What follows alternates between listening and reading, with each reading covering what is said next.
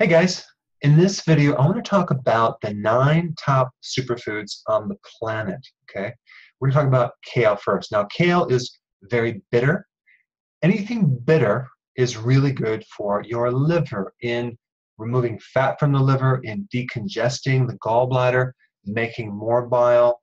So it's basically you want to start consuming more vegetables that are bitter. Most of these are bitter, but kale has tons of vitamin C, vitamin K, vitamin A.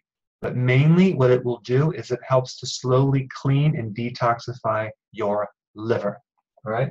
It's also anti-estrogenic too. So if you have a buildup of excess estrogen, the bad kind, it'll help balance that. Okay, cabbage. So this is the L-glutamine. That's the nutrient that's really good for your brain.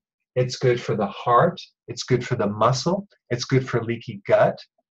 Cabbage juice is wonderful for healing an ulcer and anything related to an irritable bowel, even acid reflux or heartburn. Cabbage is really good for that. Brussels sprouts are very similar to cabbage. They're like almost the same properties.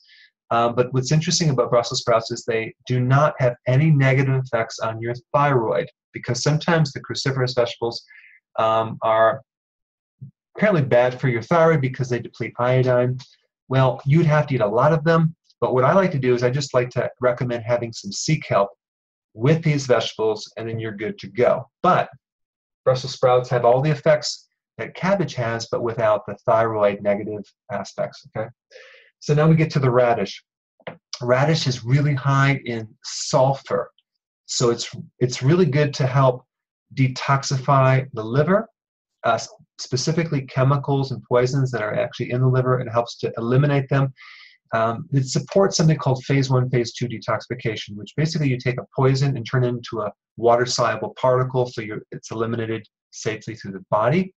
But radishes are really good for sinus mucus congestion because they help pull out mucus, especially the Spanish black radish. But you can take them for a sinus congestion. You can take them for deep mucus in the lungs that just can't come out. It's a really good anti-mucus. It thins the mucus. Then we get the beet. Okay, the beet top is really good for potassium, like it has the most potassium of any other vegetable, but the actual beet is good as well.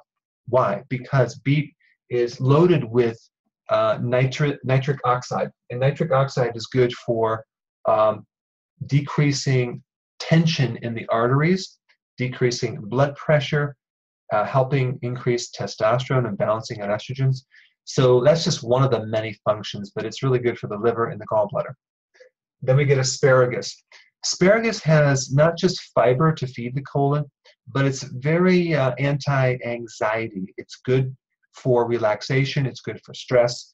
It's loaded with vitamin B1. I like to take asparagus. When I take it, I notice that I'm really calm after I consume it. Like the day after, I just feel really calm. So I recommend that. It's also good as an antidiuretic. It pushes fluid out. It's good to prevent kidney stones. It has a lot of great things. Garlic, of course, we know about garlic. Garlic is the most potent anti-cancer, antiviral, antibacterial, antifungus, anti-yeast. It just cleans up bad microbes in your system, and it prevents issues that I can't really make claims in this video, but you can look it up. But it's really just a good immune builder.